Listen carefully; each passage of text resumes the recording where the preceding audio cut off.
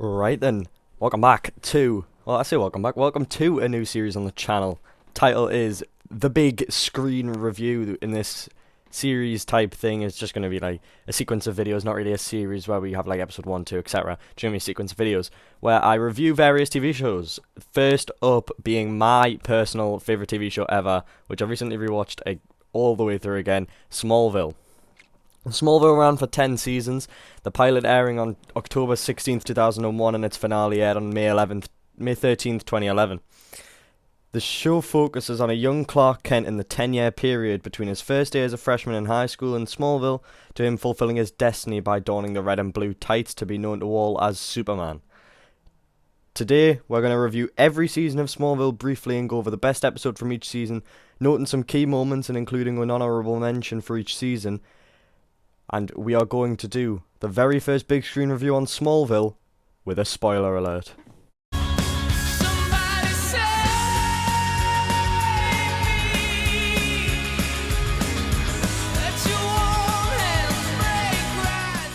So season 1 of Smallville focuses on a very early Clark Kent, just starting his freshman year at Smallville High, coming to terms with being an alien. It shows Clark learning the extent of his powers and what he's truly capable of, namely in Season 1's 4th episode entitled X-Ray, where he discovers his X-ray vision and even has a little peek into the girls' locker room. Another notable episode is the season finale Tempest, where Smallville is hit by tornadoes and Clark saves Lana as she is in danger. Season 1's honourable mention, however, goes to an episode entitled Hourglass. This was episode 6, as an old lady at a care home where Clark volunteers with Lana and Pete can see into the future. This is significant as she sees Clark's destiny and sees him as Superman. However, the real twist comes when she sees Lex's future. As a president of the United States in a seemingly post-apocalyptic USA, the vision is so tragic it kills the lady while holding Lex's hand. Finally though, the best episode of Season 1 is of course the pilot. This is everything anyone could expect from a pilot of a show mainly focused on a younger Clark Kent pre-Superman. From his first day at Smallville High when he can't even get near Lana due to her kryptonite necklace. So what are you, man or Superman? I haven't figured it out yet. To him being hit by Lex on the bridge and Clark saving Lex's life. Mainly though, he learns his origins as an alien, and Jonathan Kent tells him how they came to adopt a young Clark. This episode explains Superman landing on Earth like none other before by showing us the first look into a meteor shower which hit Smallville to explain how a spaceship could land in farmlands undetected in 1988 with reason given for the season's villains entitled The Meteor Freaks. It appeals to both comic book fans and new viewers entirely as it shows Clark Kent in a somewhat unexpected light, as a bumbling and unconfident teen with a crush out of his league dating the star quarterback. That crush none other than Lana Lang.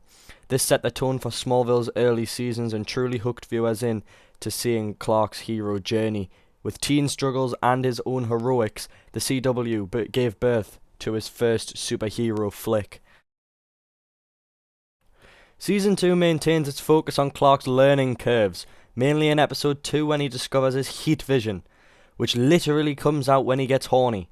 And in episode 4 he uncovers the effects of red kryptonite as they strip Clark of his inhibitions, which in comparison to the comic books is a very good use for red kryptonite. Season 2 didn't give many standout episodes, to be honest. It was a weaker season but good watch all round for me, specifically Clark and Lana finally getting together for the first time.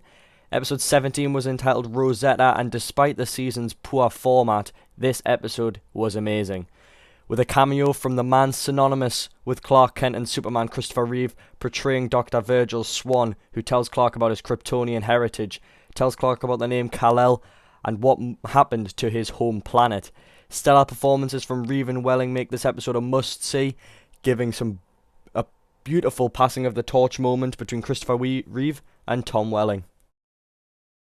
Clark begins Season 3 in exile, fittingly episode 1's title, as he is wearing a red kryptonite ring constantly by choice, blaming himself for his family's pain and suffering caused at the end of Season 2. Jonathan Kent makes a covenant with Jor-El to save Clark from his exile, which comes full circle in episode 22, and as the finale ends, Clark goes to his father to become Kal-El. Other notable episodes include episode 5, which is entitled Perry, where we are introduced to Perry White. However, For me, the best episode is by far and away the 6th episode entitled Relic, where we see the case of Lana's great uncle who was convicted of the murder of Lana's great aunt. During this must-see episode, Clark gets flashbacks to the 1950s as he is downloaded through a key with his father's memories, showing the story of Jor-El's time on Earth and his love affair with Lana's great aunt. In the end, they clear Lana's great uncle's name, and he is released from prison. Meanwhile, we find out through a flashback that the Kents finding Clark was no accident. Instead, orchestrated by Clark's father after Jonathan's dad Hiram helped Jor-El, as the police believed a drifter was to blame for the murder. This gives depth to the character of Jor-El and another element to the Ken story from outside the traditional mythos of Superman. Season 4 begins with Clark's Kryptonian side, Kal-El, embarking on a crusade, set by Jor-El following the climax of Season 3. This occurs in Episode 1, where we also meet Lois Lane. The ending of the episode, however, sees Martha Kent use black kryptonite to bring Clark back to the surface. Oh, and I forgot to mention Kal-El can fly, but Clark still can't. There was actually a clause in the Smallville contract that said no flights, no tights. Clark Kent could not fly, nor could he wear the Superman suit for the duration of the show, until the finale. Other notable episodes include the first JLA member's inclusion in episode 5, which was Bart Allen, aka Impulse, who became Smallville's version of The Flash. And the finale, episode 22, entitled Commencement, sees the season-long story come to its end as Genevieve Teague is killed, and they banished Isabel Thoreau, who had inhabited Lana's body. During this finale, series regular Jason Teague, played by Supernatural star Jensen Ackles, is killed in the Kent house as the small farm town is hit by another meteor shower, which we'd go on to find out brought the disciples of Zod to Smallville in pursuit of a boy named Kal-El. However, the season's standout episode has to be the 17th episode entitled Onyx. This deals with a scenario whereby Lex is split into two, his good side and his bad, and we get to see stellar performances from Michael Rosenbaum as the first look into Lex as the supervillain we know he's to become someday is shown on Smallville television. In Season 5, we are further introduced to two more Justice League of America members, Aquaman in a stellar 4th episode suitably entitled Aqua, and Cyborg in the 15th episode. The season's mid-season finale entitled Lexmas shows Lex two potential futures, one happy with Lana, who would die in the birth of their second child following a happy marriage with Lex, outside of his father's fortune. However, he opts against this vision and takes the fortune to become the maniacal sociopath we know and love from comic books. Lionel Luthor also becomes the vessel for Jor-El and learns Clark's secret in the penultimate episode before the finale deals with the evil brain interactive construct also known as Brainiac, who was the series' first real full season villain, portrayed by James Masters as the sole best Brainiac in history. However, the series' 100th episode came in this season. Episode 12 takes the cake for me for the best episode of the season, as it changes Smallville's landscape for the seasons to come.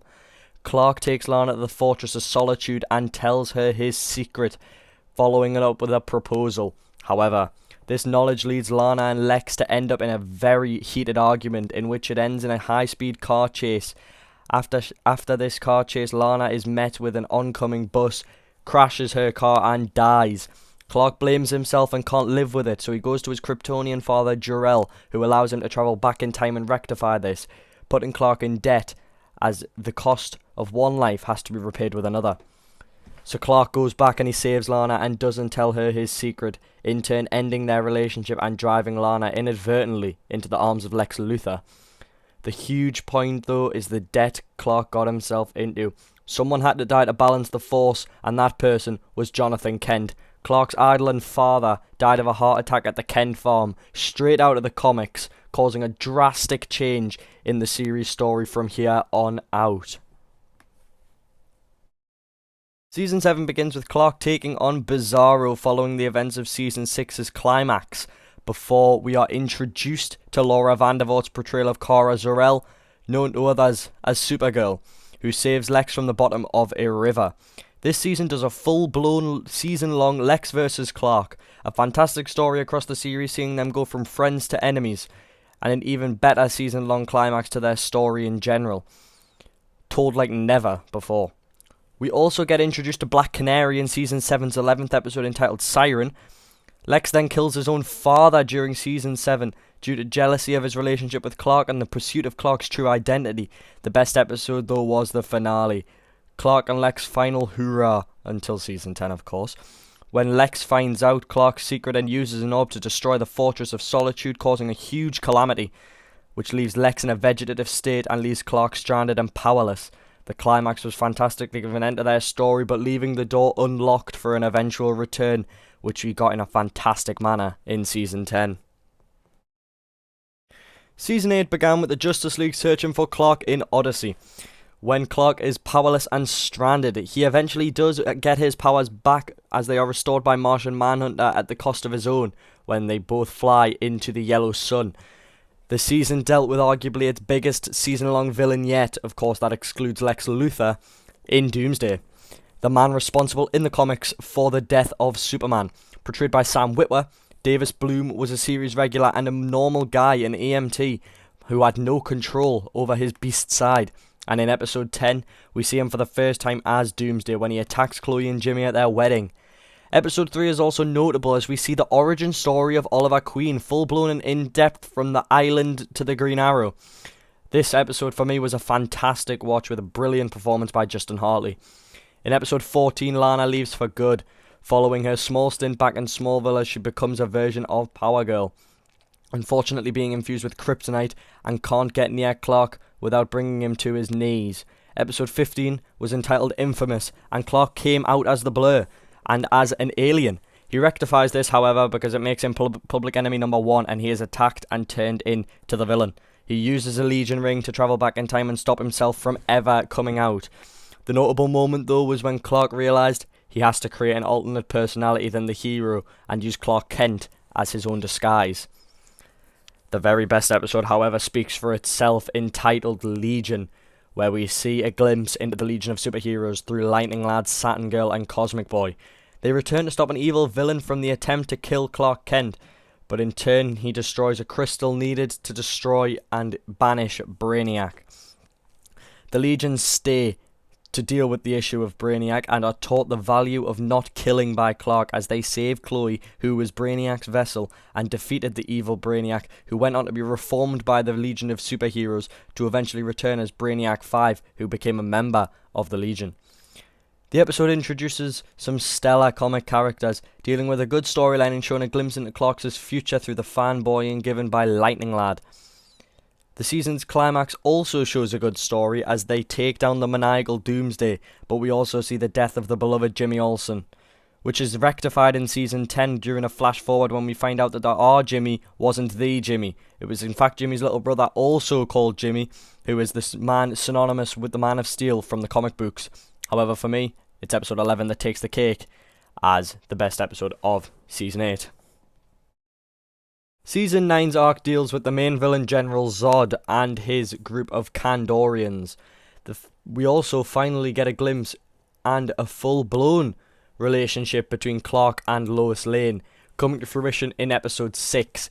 Episode 9 is also notable, entitled Pandora, as it shows an almost apocalyptic future that Lois is sent to at the end of Season 8, using the Legion ring unintentionally, whereby the Kandorians take over the Yellow Sun and in the planet with the help of Tess Mercer, who replaced Lex in that type of role. More on the good side eventually in Season 10.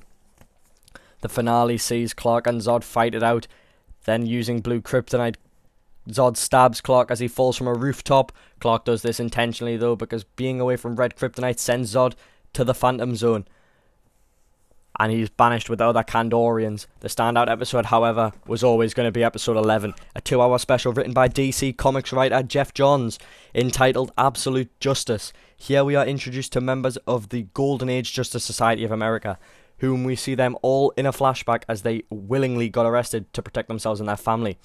Notably in the episode though, characters who reprise their roles are Stargirl, Hawkman and Dr. Fate.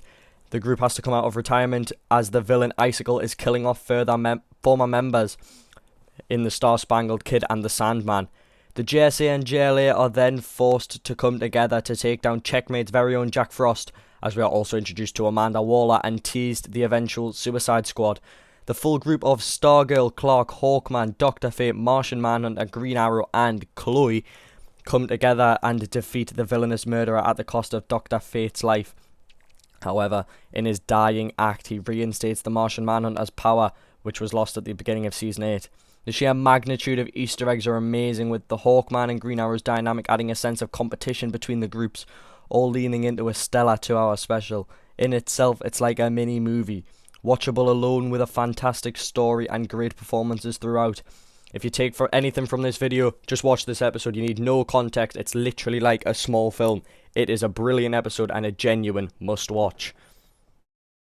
And now, here we are into Season 10, which premiered with the episode Lazarus, where Lois saves Clark as she throws away the blue kryptonite used to stab him at the end of Season 9, allowing him to regain his powers, heal himself, and confirms to her that he is Superman, or the Blur or whatever his name is at the time. He finally then goes on to tell her in episode 5, which is entitled Isis, a huge plot point in their relationship. We are introduced to many comic book characters: Booster Gold in episode 18, Superboy in episode 16, Deathstroke in episode 9, even Ultraman in episode 17, and we even get a toned down version of the Legion of Doom, led by Deathstroke in episode 20, also where Lois Lane spends an episode with Clark's powers. Episode 17 is notable as it is entitled Kent, and Clark meets his Earth 2 doppelganger of his father. A darker version of Jonathan, who has a touching moment with our Clark, who he sees as the maniacal Ultraman Clark Luthor. A good send-off to the character of Jonathan Kent, and in the end he goes off back to his Martha to reconcile the differences they had on their Earth.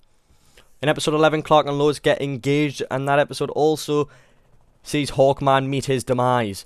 Mainly though, the main villain is huge in Darkseid and the pending apocalypse. However, before we talk about the finale, we must go over my personal favourite episode, the 200th episode of the series, entitled Homecoming, where, as previously mentioned, the reformed Legion member Brainiac 5 takes Clark on a Christmas Carol-style journey to see his past through his father's death, his present through seeing Oliver's struggles with going public as Green Arrow, and his future as Superman. We could travel into 2017, where Lex is running for president and Clark meets himself, having to save Lois Lane from pending death as his future self saves Metropolis from a nuclear bomb. However, of course, the best episode is the 2-hour special, the finale, the end of it all. Clark Kent becomes Superman. We see huge Easter eggs as during this episode, Lois and Clark's wedding is interrupted by the coming apocalypse and Darkseid, who Clark defeats following an inspiring speech by his parents when he finally learns to fly. Lex also returns for a big speech moment with Clark, whereby they set in stone that he is the villain of the story. Nevertheless, Clark is presented with his suit by his Earth father in the Fortress of Solitude set up by his Kryptonian father before flying up to save Lois from a plane crash, and he fully becomes the Man of Steel. In the ending scene, we are treated to a scene from 2018. This is 7 years in the future. Lex is president. The real Jimmy Olsen works at the Daily Planet alongside Clark. Clark has become Superman, and he's finally marrying Lois Lane, and it's all told through the perspective of Chloe reading her son the Smallville comic. For me, the finale was everything I ever dreamt of, and it did everything I hoped it would. Yes, Tom Welling didn't fully wear the Superman suit, get over it. The series ends with a classic shirt tear, and our young bumbling Clark Kent from Season 1 is finally the Man of Steel.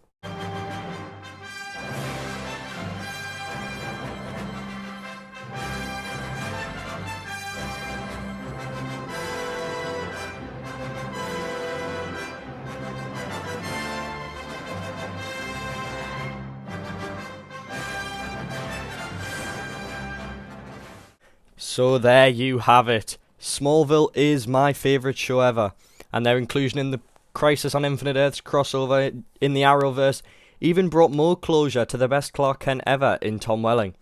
All in all, I love Smallville as the story is everything I wanted an origin of Superman to be, taking what had been 5 minutes or so in each Superman movie to a 10-year TV series, decked out across 10 seasons. Perfectly paced and executed in my opinion, Smallville is easily my favourite show ever, and for me, gets a straight up 10 out of 10. That is my full 10 season review of Smallville and the journey of Superman. If you like this video, please show some support on it. Drop in the comments what show you want me to do next. This video took me forever, so please drop a little bit of support on it, and I will catch you later. Goodbye.